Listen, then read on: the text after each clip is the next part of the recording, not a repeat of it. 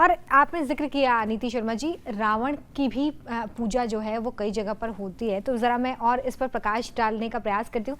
आचार्य संजीव अग्निहोत्री जी, हमें बताइए कि क्या रावण की पूजा भी कहीं होती है और इसका क्या महत्व, इसका क्या अर्थ निकाला जाए, क्योंकि हम तो रावण को जलाते हैं। देखिए, ऐसा है कि जहाँ भी उनके निवास स्थान है या जहाँ भी उनकी परंपराएं रही हैं तो उनकी पूजा आज भी करते हैं, लोग करते हैं, नियम है ऐसा, क्योंकि वो उनको अपना मानते हैं, अपना पूर्वज मानते हैं, अपना धरोहर के रूप में मानते हैं, अपना ऐतिहासिक व्यक्ति उनको मानते हैं। तो उनकी वैसे तो देखिए, रावण एक ऐसी व्यवस्था का नाम है कि वो सर्व पूज्य होना चाहिए। वो कोई जनसाधारण व्यक्ति नहीं था, चारों वेदों का ज्ञाता, संपूर्ण सृष्टि के जितने ग्रंथ सब उसको कंठ थे, सारी व्यवस्थाएं थी। लेकिन एक ऐसा उसने दोष किया जो दोष जो है ब्राह्मण होते हुए भी भगवान को उसको माफ़ नहीं कर सकते, क्योंकि उसने हमारा जो देश, ये जो राष्ट्र है, ये हमारी माताओं बहनों से आप्लावित ये देश है, तो हमारी माताओं बहनों का ये सम्मान करने वाला ये भारत देश है। और यहाँ यदि किसी माँ पर अगर उंगली कोई उठाता है या उनके साथ कोई दुर्व्यवहार करता है तो ऐसे व्यक्ति की हत्या ही होनी चाहिए, ऐसे व्यक्ति को मारने में कोई दोष ही नहीं लगता है। तो इसलिए उसका वध किया गया। बाकी और दूसरी बात है कि इनकी साहब कथा ही ऐसी है कि इसका तो ये अवतार जो हुआ था वध के लिए ही हुआ, और ये नियम था कि भगवान के अलावा उसको कोई मार ही नहीं सकता है।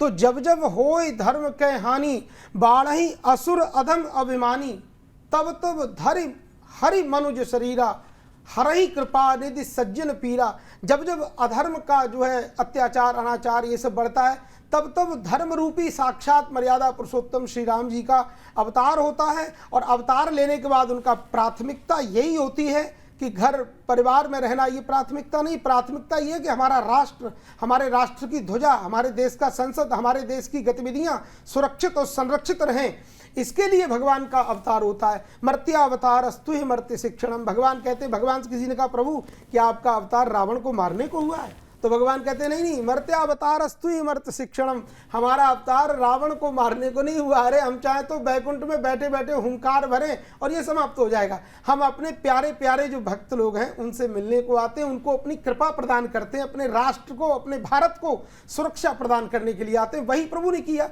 अरे भगवान का अवतार हुआ तो क्या केवल रावण को ही मारा? भगवान ने तमाम हजारों, गिनती नहीं है, इतने राक्षसों का भगवान ने वध किया, क्योंकि वो राष्ट्र हित में नहीं थे, देश हित में नहीं थे।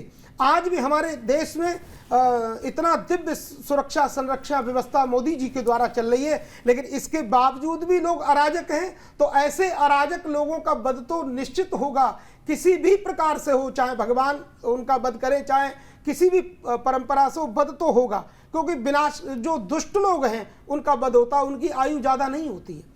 तो जो धर्म पर, देश पर, राष्ट्र पर कुठाराघात करते हैं, किसी भी प्रकार से छिप करके या राजनीति के माध्यम से या कैसे भी करते हैं, ऐसे लोगों का वध होता है, उनकी आयु शीघ्र कम हो जाती है। तो क्योंकि ये विजय का दिन है, तो विजयदशमी है, तो आज तो विजय होनी चाहिए। और यहाँ पर सभी को ये सावधानी रखनी चाहिए और अपने से बड़ों का सदैव आदर करना चाहिए। तो यदि इतना सामर्थ्यवान रावण था, क्योंकि तीनों लोगों पर उसने विजय प्राप्त कर रखी थी, और उसके बावजूद भी मारा गया। क्यों? क्योंकि एक स्त्री को उसने बलात् अपहरण किया, और अपहरण करने के बाद में उसको अपनाना चाहता था, लेकिन उसके बाद भी तो देखो, ऐसा करने वाला व्यक्ति कभी जीवित नहीं रह सकता, कैसे सुरक्षित रह सकता है?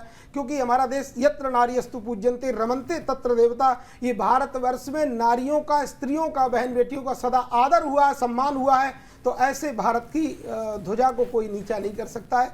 यही विजय का पर्व है। हम सब लोग मिलकर के और आप सबके माध्यम से इस भारत में विजय हो, सभी की विजय हो, अधर्म का सदैव नाश हो और धर्म की सदैव विजय हो, ऐसी कामना करता हूँ। चलिए, तो बड़ी सुंदर तरीके से आपने बताया कि किस तरीके से पूजा का महत्व है, और रावण को लेकर बहुत सारे लोगों के मन में कन्फ्यूजन भी होगा। आप खबरें सुनते होंगे कि रावण की पूजा की जाती है, तो इसके पीछे की सच्चाई क्या है, ये भी संजीव अग्निहोत्री जी ने आपको बताया।